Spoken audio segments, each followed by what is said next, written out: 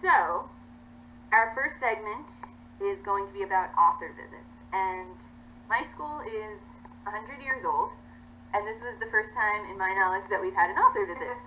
So, wow, congratulations. Yeah, it's a good way to start the next 100 years. And the school that I'm at, for whatever reason, I think part of it is because it's mostly a high school, and part of it is because they have a lot of extracurricular things going on.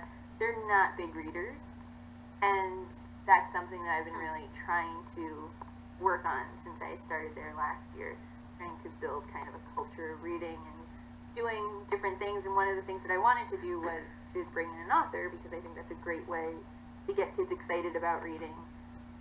So we had Adam Gidwitz last week, and it was amazing. Love him. And I know you have an author visit coming up. I do. Angie. I do have an author visit coming up with young adult author Mitali Perkins. She writes a lot about her experience living between cultures. Super excited about that. That's happening in a few weeks. But I will say, to the Adam Gidwitz note, love him. He came to our school last April, May, something like that. Kids in the fall, is he coming back? Is he coming back? And I really think I got to do it. He is a local guy.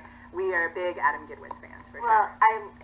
So he lives in Brooklyn. He is the author of A Tale Dark and Grim series.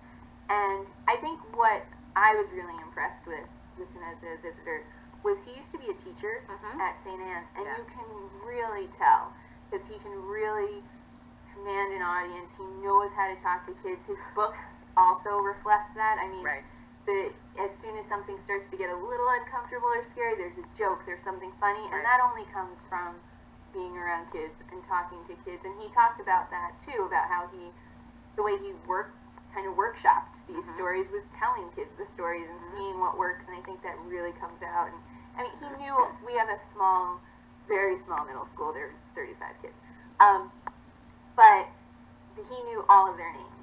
And every time he was calling on them for a question, he was using their names. He was able to say, like, "Hey, Jim, hold on 1 second. I'll get to you in a second." Like, I mean, that really helps so much. And then when they did a writing workshop afterwards, and again, he by that point had known them for a whole hour and a half and knew things about them, and really was able to work with them and pull stories out of them in a really incredible way. That's fantastic. I have also had Adam Gidwitz visit my school, and in fact, Angie, I did have him come back the next year as well.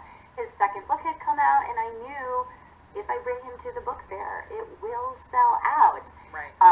That particular book fair was when Hurricane Sandy happened, so we actually had to reschedule. But he's amazing. But we have several author visits every year, and in almost every case, the experience is phenomenal, not just for the students, but for their teachers, and certainly for me. And it spreads a lot of good cheer from the library. Absolutely. People are very grateful for that, and parents included.